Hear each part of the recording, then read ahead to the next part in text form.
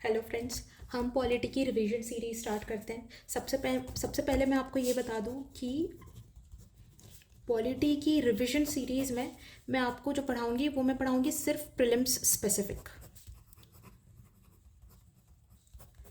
मेरी आपसे रिक्वेस्ट होगी कि जो मेरे लेक्चर्स होंगे मैं यहीं पे बैठ के लिखूंगी सो दैट वो बार बार रीइंफोर्स हो और आप आपकी कॉपी में जो है इंपॉर्टेंट चीज़ें हैं वो नोट डाउन कर लीजिए। दूसरी चीज़ आपको जो ध्यान देनी है, आप मेरे लेक्चर को जो है वो आप 1x पे मत देखिएगा, क्योंकि मैं यहाँ पे नोट डाउन भी करूँगी तो it might be little slow. You can like do it at 1.5x। हालांकि मैंने कभी भी कोई भी लेक्चर 2x से कम पे नहीं देखती हूँ, मैं अक्सर मैं तो 2 पे ही देखती हूँ, बट ये कर लीजिएगा। तीसरी चीज़ आपको देखनी है कि ये जो नोट्स होंगे मेरे, ये आप नोट डाउन अपनी कॉपी में करेंगे and this is the minimal which you have to do in any case. ये सारी चीज़ें जो, भाई ये देख लो यार, सीधी सी बात है, 3 से 4 साल की मेहनत के नोट्स हैं मेरे। यही पढ़ के मैंने प्रीलिम्स दिया है, यही पढ़ के मैंने मेंस भी दिया है। ओके, तो इसका यूज़ आप अच्छे से कीजिए। मैं टाइम वेस्ट नहीं करूँगी, मैं सीधे स्टार्ट करूँगी। मैं आपको एक थोड़ी सी समीक्षा बता देती हूँ कि मैं कैसे इस चीज़ को ले जाऊँगी।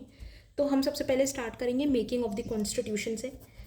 मेकिंग से स्टार्ट करेंगे and then we will go on to studying preamble. Preamble के बाद हम पढ़ेंगे पार्ट वाइज। पार्ट 1 देखेंगे, फिर पार्ट 2 देखेंगे, फिर part 3, part 4 and so on. जैसे पार्ट 1 हमको पता है, पार्ट 1 में आता है आर्टिकल 1 से 4 तक के, तो ये बात करता है यूनियन एंड इट्स टेरिटरीज़ का। पार्ट 2 में हम सिटीजनशिप की बात कर रहे होते हैं। पार्ट 3 में सबको पता है कि फंडामेंटल राइट्स की बात है।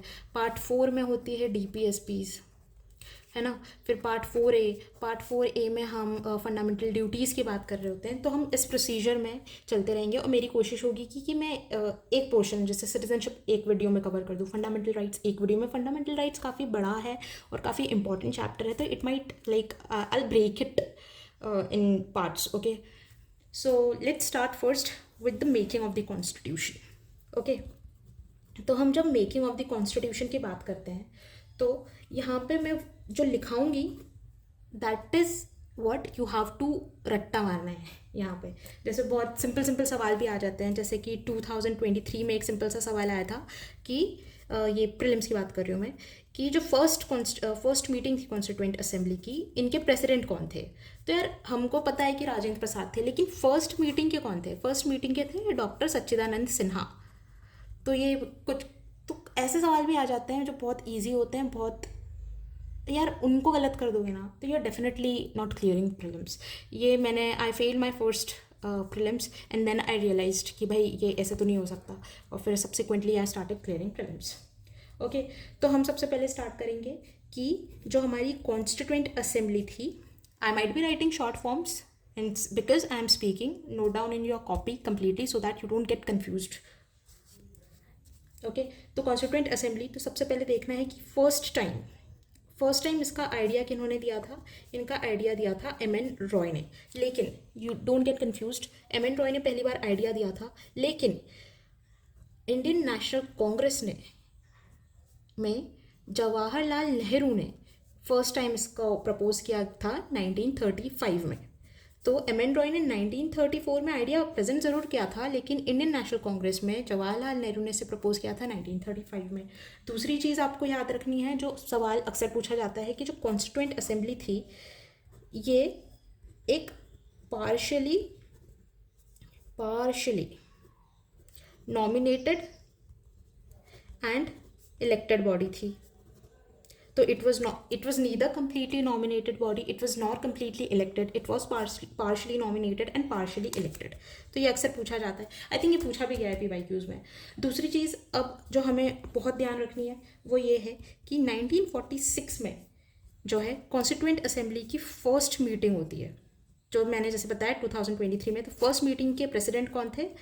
डॉक्टर सच्चिदानंद सिन्हा, ठीक है। और ये टेम्प्रेरी प्रेसिडेंट थे, और उसके बाद लेटर ऑन परमानेंट प्रेसिडेंट बन जाते हैं राजेंद्र प्रसाद जी। ओके, ये बन जाते हैं लेटर ऑन। फर्स्ट के थे doctor Sachchidanand Sinha, later on बन जाते हैं डॉक्टर राजेंद्र प्रसाद। तो फर्स्ट मीटिंग होती है 9 दिसंबर को, you have to remember this. Okay, first meeting हुई 9 दिसंबर को। उसके बाद दूसरी चीज़ ये होती है कि ऑब्जेक्टिव रेजोल्यूशन, ये भी बहुत इंपॉर्टेंट पार्ट है। ऑब्जेक्टिव रेजोल्यूशन जो है ये यूपीएससी में तो नहीं देखा मैंने, सीएसई में पर्टिकुलरली, कि ऑब्जेक्टिव रेजोल्यूशन की डेट वगैरह पूछ रहे हैं, लेकिन जब आप मॉक्स लगाओगे कोचिंग के तो उसमें ये कंफ्यूज कर देता है डेट्स में कि भाई फर्स्ट मीटिंग जो हुई थी वो कब, वो उसकी डेट में, ऑब्जेक्टिव रेजोल्यूशन की डेट में, डोमिनेंट स्टेटस की डेट में, तो वो लोग डेट में भी खेल लेते हैं। तो देखना कि फर्स्ट मीटिंग की डेट थी 9 दिसंबर, उसके बाद 4 दिन बाद 13 दिसंबर को ऑब्जेक्टिव रेजोल्यूशन पास होता है। लेटर ऑन जो है ऑब्जेक्टिव रेजोल्यूशन हमारे प्रियम्बल को भी इंस्पायर करता है, ठीक है। और उसके बाद हमें नेक्स्ट चीज़ जो ध्यान देनी है वो देनी है कि 1947 में जो है इंडियन इंडिपेंडेंस एक्ट पास होता है, ओके। तो ये जो इंडियन इंडिपेंडेंस एक्ट होता है ये हमारी जो कॉन्स्टिट्यूएंट असेंबली है इसको सोवेरियन बॉडी का स्टेटस दे देता है, ठीक है। दूसरी बात, हमारी कॉन्स्टिट्यूएंट असेंबली को जब सोवेरियन बॉडी का स्टेटस मिलता है तो इस वजह से ये इस लेजिस्लेटिव फंक्शंस परफॉर्म कर सकती है, और उसके बाद that is it can add, it can remove laws जो कि ब्रिटिश एरा के टाइम पे थे या फिर बन रहे थे, ओके। तीसरी 4 पॉइंट्स हो गए।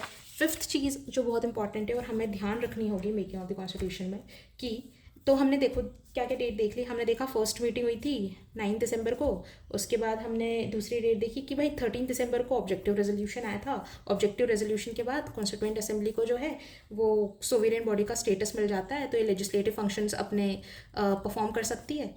फिर हम देखेंगे कि 26 नवंबर 1949, ये डेट हम सब ने हमारे प्रियम्बल में पढ़ी है ना, पढ़िए ना, कि भाई we the people of India having solemnly resolved, जो भी है वो आता है कि in our constituent assembly this 26th day of November 1949 do hereby adopt enact and give to ourselves this constitution. तो ये वो वाली डेट है। इसमें क्या किया था, हमने हमारे कॉन्स्टिट्यूशन को अडॉप्ट किया था, कॉन्स्टिट्यूशन को क्या किया था, अडॉप्ट किया था। So this is the date of adoption of constitution. उसके बाद एक और चीज़ याद रखनी है कि इस डेट पे इंडिया जो है it is still a British dominion, it is not a sovereign country yet, okay. Pakistan इस टाइम पे भी, पाकिस्तान भी डोमिनियन था, इंडिया भी डोमिनियन था, हालांकि इंडिया को सोवेरियन स्टेटस मिल जाता है 26 जनवरी, जिस दिन हम हमारा गणतंत्र दिवस बनाते हैं, यहाँ पे हमको जो है वो सोवेरियन रिपब्लिक का दर्जा मिल जाता है। But Pakistan continues to be a British dominion until 1950s, कुछ एग्जैक्ट ईयर मुझे याद नहीं है, ओके।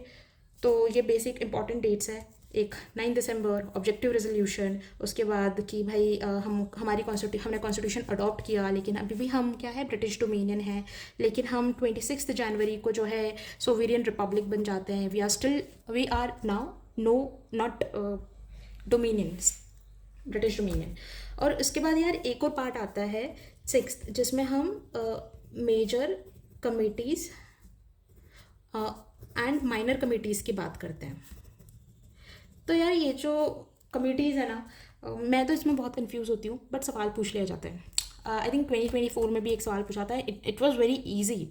हम क्या होता है, हम काफ़ी छोटी छोटी चीज़ें इग्नोर कर देते हैं और उनकी वजह से हमारे जो 2 मार्क्स चले जाते हैं। 2 मार्क्स नहीं, हम उसमें तुक्का लगाने की कोशिश करते हैं क्योंकि रिवाइज करके नहीं जाते हैं, तो फिर वो 2 + 0.67 मतलब इतना मार्क्स का नुकसान हो जाता है हमारा, ओके।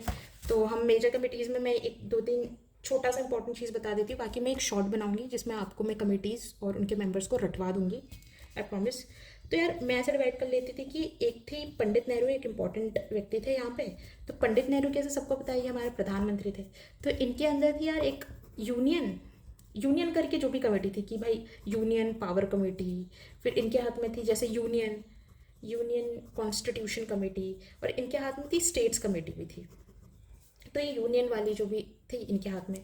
बाकी हमें तो डॉक्टर बी आर अम्बेडकर तो पता ही है, इनके हाथ में थी ड्राफ्टिंग कमेटी, ठीक है। और ड्राफ्टिंग कमेटी में भी काफ़ी सारी सब कमिटीज़ थी, ठीक है। और उसके बाद हमें पता है सरदार वल्लभ भाई पटेल, हम सभी को पता है इन्होंने प्रिंसली स्टेट के अकोमोडेशन में काफ़ी इंपॉर्टेंट रोल प्ले किया था।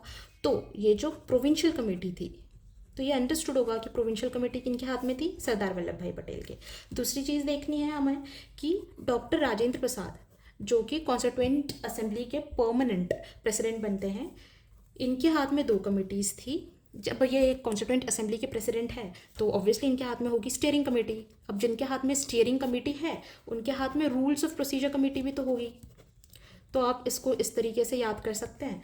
और उसके बाद और भी कंपनी और भी इंपॉर्टेंट लोग हैं जैसे आचार्य JB कृपलानी, और बहुत सारी चीज़ें होती हैं।